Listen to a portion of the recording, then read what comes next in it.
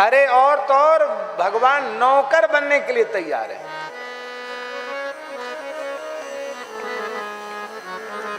भक्त त्रिलोचन जी का चरित्र आता है। संत ज्ञानेश्वर के शिष्य थे भक्त त्रिलोचन जी, वैश्य थे, महाजन। वैश्यों में महाजन अटक वाले भी आते हैं, महाजन होते हैं ना। महाजन जैसे अलग अलग उपाधियां होते हैं, ऐसे महाजन भी होते हैं। वो महाजन थे, महाजनी का धंधा उनके यहां होता था। बड़े साधु सेवी थे, उनके कोई संतान नहीं थी। भगवान की कृपा से धन की कोई कमी नहीं थी, धंधा अच्छा था, महाजनी का काम बढ़िया था। ठाकुर सेवा और संत सेवा में ही उनका समय बीतता था और भगवान की भक्ति थी, इसलिए उनके मन में अभाव का भी अनुभव नहीं था। ओ बेटा बेटी क्या करना, नहीं हुआ तो नहीं हुआ। लेकिन एक बात की चिंता उनके मन में रहने लगी, त्रिलोचन जी के मन में। उनके मन में एक बात की चिंता रहने लग गई कि अब हम हो गए हैं बूढ़े और ठाकुर सेवा और संत सेवा नौकर चाकरों के द्वारा संभव नहीं, तो अपने हाथ के करने की चीज है। तो अब तक तो हम अपनी पत्नी के सहित साधु सेवा में खड़े रहते थे, अब हमारा शरीर ही बूढ़ा हो गया है। अब ये संत भगवान घर में आते तो हैं, पर वो स्वयं ही सब सेवा में लग जाते हैं, तो ये उनको सहन नहीं होता था। और मन में सोचते थे कि हे प्रभु, कोई ऐसा भक्त सेवक मिल जाता जो चाहता मुँह मांगा हम उसको दे देते, लेकिन वो साधुओं की सेवा संभाल लेता, क्योंकि मेरा शरीर तो बूढ़ा हो रहा है और मेरी घरवाली भी बेचारी वृद्ध हो रही है, भक्तानी भी वृद्ध हो रही है। तो श्री त्रिलोचन महाजन जी के मन में बड़ी चिंता थी। पंढरीनाथ भगवान, पंढरपुर के ठाकुर जी सहन नहीं कर पाए। ये सत्य घटना है, भक्तमाल में कथा है। तो ठाकुर जी आ गए, बोलो भक्तवत्सल भगवान की। ये तो नटवर नागर हैं, विचित्र वेशभूषा बना लेते हैं, फटी सी कामरी, फटे पुराने कपड़े, 15-16 साल की उम्र, केस घुंघराले, स्वरूप तो खूब सुंदर, पर ऐसे के महीनों से नहीं नहाया हो, शरीर पर धूल मिट्टी चढ़ी है, केस उलझ के जटा जैसे हो गए हैं, टूटी सी पानी है, टेढ़ी बेड़ी लकड़ी लिए हैं। और त्रिलोचन जी बैठ करके जब भी कर रहे थे रो भी रहे थे कि प्रभु साधु सेवा में कमी नहीं आनी चाहिए, संत सेवा के लिए कोई सेवक मिल जाता तो अच्छा था। तब तक ठाकुर जी आए। शेठ जी राम राम, जय जय राम कृष्ण हरि। नेत्र खोले, अरे बड़ा सुंदर बालक है, लगता है इसको नहाता धोता नहीं है, फटे पुराने कपड़े हैं, पैर में जूती भी फटी पुरानी सी जूती है।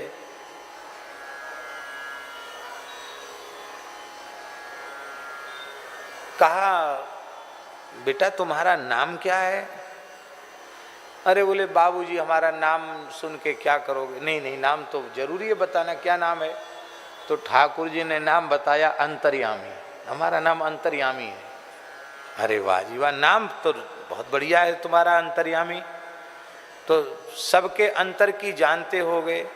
तो भगवान मुस्कुरा गए, कुछ बोले नहीं। पर अच्छा तुम कहाँ रहते हो? तो भगवान बोले कि अब हम कहाँ बता दें कि हम कहाँ रहते हैं, माने भगवान तो सब जगह रहते हैं, तो कैसे बतावें कहाँ रहते हैं? अग जग में प्रभु सब रहित विरागी, प्रेम ते प्रभु प्रगटई, जिमि आगी हरि व्यापक सर्वत्र समाना। भगवान बोले अब जहाँ हम हैं वहीं समझ लो हम हैं, बाकी हम क्या पता ठिकाना बताएं कि हम कहाँ रहते हैं। तो त्रिलोचन जी के मन में आया कि ये अनाथ बालक है, इसका घर द्वार बेचारे का नहीं है।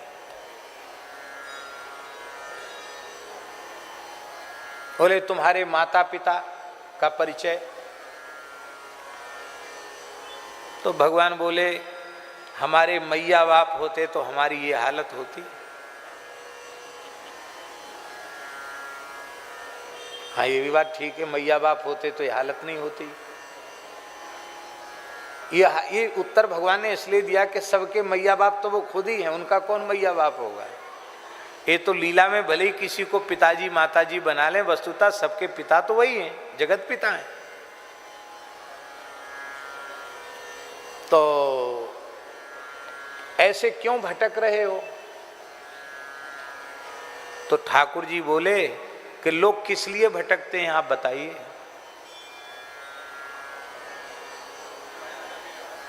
तो सेठ जी बोले, त्रिलोचन जी बोले धंधा पाने के लिए लोग घूमते हैं, तो बस इसलिए हम धंधा मिल जाए, 2 पैसा का कहीं कुछ रोजी रोटी मिल जाए, धंधा मिल जाए, इसलिए हम घूम रहे हैं। तो कुछ काम करना जानते हो? ऐसा ही होता है कि नौकर कोई आता है तो ऐसी बातचीत, कुछ काम करना जानते हो? किस काम में तुम्हारी योग्यता है? बोले हमको चारों वर्ण और चारों आश्रमों की क्या मर्यादा है, उनका क्या खान पान है, क्या उनकी रेख टेक है, सब मुझे मालूम है। अच्छा। तो त्रिलोचन जी बड़े हंसे कि तुम्हारी उम्र तो 16-17 साल से ज्यादा समझ में नहीं आ रही है, इतना अनुभव तुमको कैसे हो गया? बोले आप विश्वास करो न करो, हम सब जानते हैं। तो साधु सेवा करना आता है? तो ठाकुर जी बोले साधु सेवा करते करते मेरा जन्म बीत गया। तो त्रिलोचन जी बड़े हंसे, बोले ये लड़का कुछ करे न करे, बोलता बहुत मीठा है, इसको रख लो अपने पास। हैं बताओ, तेरी उम्र तो देखने में लगता 16-17 साल की, भी रेख भी नहीं आई, मूछ भी नहीं आई, अब कहता जन्म बीत गया। उम्र ही कितनी हुई जो जन्म बीत गया? तो जब इतने योग्य हो फिर तुम्हें नौकरी कहीं क्यों नहीं मिली? कुछ न कुछ खोट तुम्हारे में जरूर है, जो इतने योग्य होने पर तुमको नौकरी नहीं मिली। बोले हाँ एक खोट है हमारे में, हम काम से पीछे हटते नहीं हैं, सब काम करते हैं हम, पर हमारे बारे में कोई शिकायत करने लग जाए तो वहां रहते नहीं हैं। क्या शिकायत? बोले हम बहुत खाते हैं, पेटू हैं, खाते ज्यादा हैं हम। तो त्रिलोचन जी हंसने लगे, बोले घर में अन्न धन की कमी नहीं है, कितना खाते होगे, बच्चे हो? तो भगवान बोले खाऊं 5-7 शेर, 5 शेर खा जाता हूं मैं, नहीं तो ठीक से खिलाओ तो 7 शेर तो कम से कम खा ही जाता हूं। आप लोग कहेंगे भगवान ने ऐसी बात क्यों कही? बहुत ध्यान से सुने, ये बात शास्त्र की बात है, लिखने योग्य और समझने योग्य बात है। घर में यदि आपने ठाकुर जी की प्राण प्रतिष्ठा की है तो प्राण प्रतिष्ठित विग्रह को 5 शेर से कम भोग नहीं लगाना चाहिए, कम से कम 5 शेर या 7 शेर भोग सामग्री सामने पधरानी चाहिए, अन्यथा भगवान का विग्रह पधराने में दोष लगता है। ये नहीं कि अब तो हमारे घर में 2 ही आदमी खाने वाले हैं, अब 2 रोटी वो खाते, 2 रोटी हम खाते हैं, 4 रोटी बना के भगवान को भोग लगा दो। तो भगवान ने कहा हम 5-7 शेर खाते हैं, मंदिरों में ये भोग लगाने की शास्त्रीय परंपरा है। तो भगवान बोले हम 5-7 शेर खाते हैं। तो त्रिलोचन जी बोले ऐसा है, 5 और 7 कितने होते हैं? कितने होते हैं? बोले आप 10 शेर 12 शेर खाओ, हमारी तरफ से कोई कमी नहीं, 20 शेर खाओ भले ही, पर साधु सेवा में कमी नहीं आनी चाहिए। भगवान ने सोचा बड़ा उदार भगत है, कंजूस तो बिल्कुल नहीं है, तो थोड़ा प्रश्न पत्र और कठोर कर दिया ठाकुर जी ने। ठाकुर जी बोले देखो ऐसा है, हम तो सबकी सेवा करेंगे, ठाकुर जी की भी आपके घर में सेवा करेंगे, संतों की भी सेवा करेंगे, आपकी भी सेवा करेंगे, लेकिन हमको रोटी बना के माता जी को खिलाना पड़ेगा। जो आपकी गृहिणी है ना भक्तानी, उनको हमारे लिए बनाकर खिलाना पड़ेगा। तो त्रिलोचन जी की गृहिणी तो बेचारी अब तक बनाती ही थी साधुओं के लिए रसोई। तो त्रिलोचन जी ने अपनी गृहिणी से कहा, ध्यान से सुने, त्रिलोचन जी ने अपनी गृहिणी से कहा कि सेवक तो एक मिल गया है, लेकिन इसने विचित्र शर्त रख दी है ये सबको बना के खिलाएगा, पर इसको तुम बना के खिलाओगी। माता जी बड़ी सरल थी, त्रिलोचन जी की पत्नी बहुत भक्त थी। अरे बोले कोई बात नहीं, लोग कहते तुम्हारे बेटा नहीं बेटा नहीं, इससे अच्छा बेटा कहाँ मिलेगा, इसी को बेटा मानकर खूब बना बना के खिलाऊंगी। त्रिलोचन जी बोले ये इसने पहले कह दिया खाऊं 5-7 शेर, 5-7 शेर खाता हूं। तो पत्नी थोड़ी सकुचाई तो सही, लेकिन फिर उनको नहीं नहीं कोई बात नहीं, इससे ज्यादा तो मैं रोज ही बनाती हूं, बना के खिला दूंगी, क्या है। भगवान ने कहा जिस दिन ये बात कह दोगी कि ये बड़ा पेटू है, बहुत खाता है, हम भाग जाएंगे। बोले हम क्यों कहेंगे ये बात।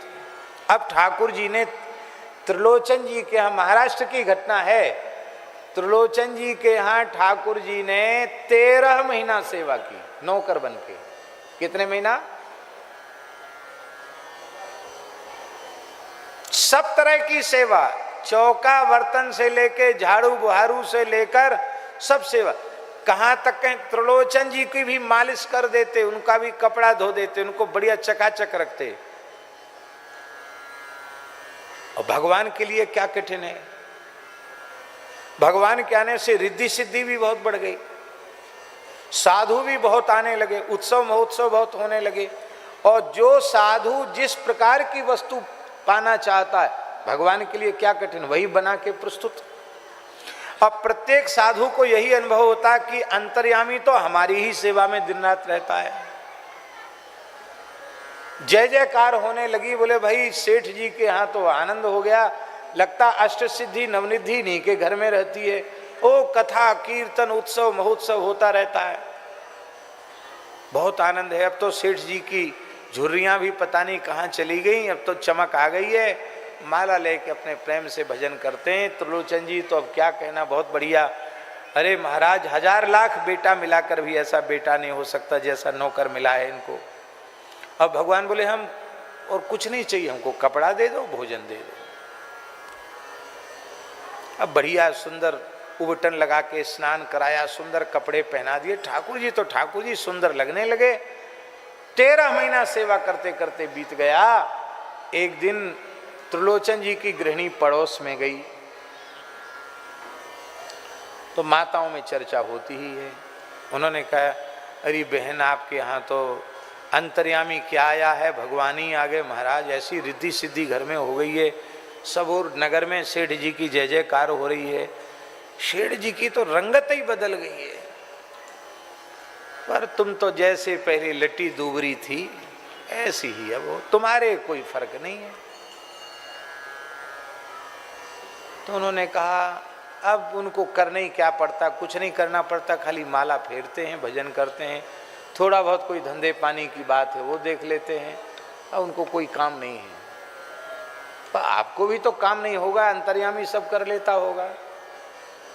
अब वो बेचारी उनसे मुंह से निकल गया कि नहीं यही तो बात है, अंतर्यामी सब करता पर अंतर्यामी की सेवा हमको करनी पड़ती है।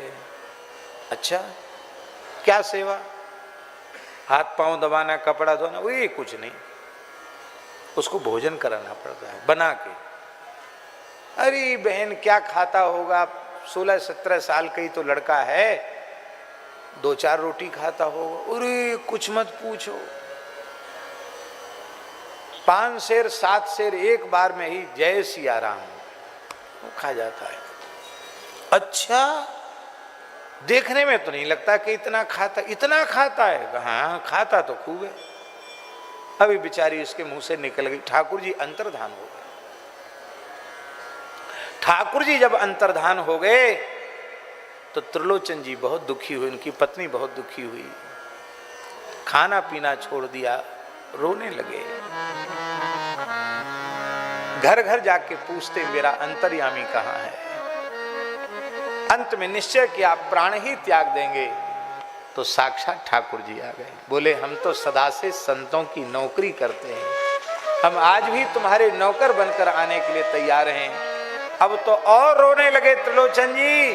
बोले जगन्नाथ जगतपति लक्ष्मीपति वैकुंठनाथ को, रुक्मिणी नाथ को मैंने अपने घर में नौकर बनाकर रखा, मेरे पैर दबाए आपने, मेरे बर्तन साफ किए, रसोई बनाई। प्रभु मैं बहुत अधम हूँ। भगवान ने कहा, हृदय से लगाया, बोले हम तो बहुत प्रसन्न हैं तुम्हारे ऊपर। श्री भक्तमाल में नाभाजी ने त्रिलोचन जी को चंद्रमा कहा है, भक्त जगत का चंद्रमा। भक्त